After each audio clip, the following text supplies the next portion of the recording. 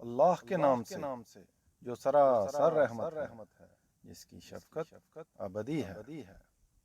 یہ سورہ حامیم ہے، یہ واضح کتاب آپ ہی اپنی گواہی ہے۔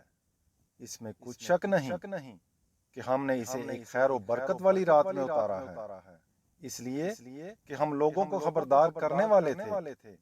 اس رات میں تمام حکمت والے معاملات خاص تقسیم کیے جاتے ہیں ہمارے حکم سے۔ ہم ان لوگوں کی طرف رسول بھیجنے والے تھے، اور اس لیے کہ خاص تیرے پروردگار کی رحمت سے یقیناً وہی سمیع و علیم ہے، اس پروردگار کی رحمت سے جو زمین و آسمان اور ان کے درمیان کی سب چیزوں کا پروردگار ہے۔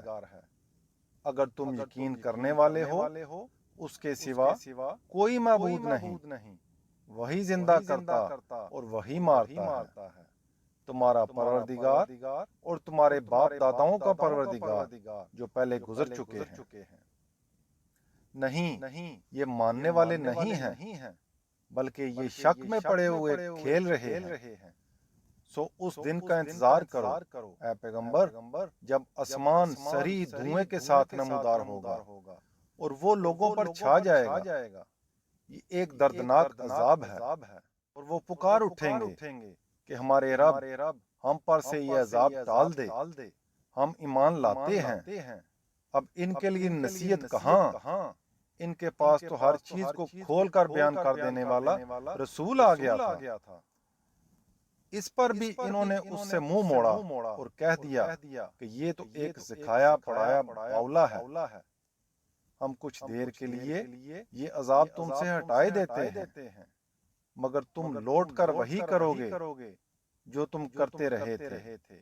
یاد رکھو، جس دن ہم بڑی پکڑ پکڑیں گے وہ دن ہوگا کہ ہم پورا بدلہ لے کے رہیں گے۔ ان سے پہلے فرعون کی قوم کو بھی ہم نے آزمایا، اور ان کے پاس اسی مقصد سے ایک معزز رسول آیا تھا، اس پیغام کے ساتھ کہ ان اللہ کے بندوں کو میرے حوالے کر دو، میں تمہارے لیے ایک امانت دار رسول ہوں، اور یہ کہ تم اللہ کے مقابلے میں سرکشی نہ کرو۔ میں تمہارے سامنے ایک واضح حجت پیش کرتا ہوں، اور متنبہ ہو جاؤ کہ میں اپنے اور تمہارے پروردگار کی پناہ لے چکا ہوں، اس سے کہ تم مجھے سنگسار کرو، اور اگر تم میری تصدیق نہیں کرتے تو بنی اسرائیل کو جہاں میں لے جانا چاہتا ہوں اس کے لیے میری راہ چھوڑ دو۔ ان پر اس کا کچھ اثر نہیں ہوا، تو بالآخر اس نے اپنے پروردگار کو پکارا کہ یہ مجرم لوگ ہیں۔ حکم ہوا، اچھا تو میرے بندوں کو رات ہی رات میں لے کر نکل جاؤ، اور آگاہ رہو کہ تمہارا پیچھا کیا جائے گا، اور ہاں، دریا سے گزرنے کے بعد اس کو پرسکون چھوڑ دینا۔ اس میں کچھ شک نہیں کہ یہ لوگ اب غرق ہونے والا لشکر ہیں۔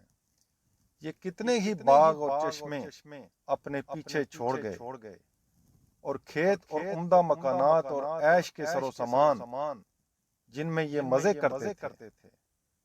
اس طرح کے مجرموں کے ساتھ یہی ہوتا ہے، اور ہم نے ان سب چیزوں کا وارث دوسرے لوگوں کو بنا دیا۔ پھر نہ آسمان ان پر رویا اور نہ زمین، اور نہ ان کو مہلت دی گئی۔ بنی اسرائیل کو ہم نے اس طرح ذلیل کر دینے والے عذاب سے نجات دی تھی، فرعون سے۔ یقیناً وہ بڑا ہی سرکش تھا، حد سے گزر جانے والا تھا، اور ان کو دیکھ سمجھ کر دنیا والوں پر ترجیح دی تھی، اور ان کو ایسی نشانیاں عطا فرمائی تھیں جن میں ان کے لیے کھلا ہوا انعام تھا۔ یہ پورے یقین کے ساتھ کہتے ہیں کہ بس یہی ہمارا پہلی دفعہ کا مرنا ہے، اور ہم دوبارہ نہیں اٹھائے جائیں گے۔ سو ایمان والو، اگر تم سچے ہو تو ہمارے باپ دادا کو اٹھا لاؤ۔ یہ کس بل بوتے پر ہٹ درمی دکھا رہے ہیں؟ ان سے پوچھو، یہ بہتر ہے یا تباہ کی قوم کے لوگ اور جو ان سے پہلے گزرے ہیں؟ ہم نے ان کو ہلاک کر مارا، اس لیے کہ وہ بھی اسی طرح کے مجرم لوگ تھے۔ زمین اور آسمانوں اور ان کے درمیان کی چیزوں کو ہم نے کھیل کے طور پر نہیں بنایا ہے، حقیقت یہ ہے کہ ہم نے ان کو ایک غایت کے ساتھ ہی پیدا کیا ہے، مگر ان کے اکثر لوگ جانتے نہیں ہیں۔ یقیناً فیصلے کا دن ان سب کا مقرر وقت ہے، جس دن کوئی رشتہ دار کسی رشتہ دار کے کچھ بھی کام نہیں آئے گا، اور نہ ان کی کوئی مدد کی جائے گی، ہاں مگر وہ جن پر اللہ رحم فرمائے۔ یقیناً وہی زبردست ہے، اس کی شفقت ابدی ہے۔ اس میں کچھ شک نہیں کہ زقوم کا درخت اس دن گناہ گاروں کا کھانا ہوگا۔ تیل کی تلچھٹ کی طرح وہ پیٹ میں کھولے گا، جس طرح گرم پانی کھولتا ہے۔ حکم دیا جائے گا، اس کو پکڑو اور ریگتے ہوئے جہنم کے بیچ تک لے جاؤ، پھر اس کے سر پر کھولتے ہوئے پانی کا عذاب انڈیل دو، اسے چکھو، تم ہی ہو کہ بڑے زور والے، بڑے عزت دار بنے رہے۔ یہ وہی چیز ہے جس میں تم لوگ شک کیا کرتے تھے۔ خدا سے ڈرنے والے البتہ امن کی حالت میں ہوں گے، باغوں اور چشموں میں صندق اور استبرق کے لباس پہنے آمنے سامنے بیٹھے ہوں گے۔ ان کی شان یہی ہوگی، اور ہم ان سے غزال چشم گوریاں بیاہ دیں گے۔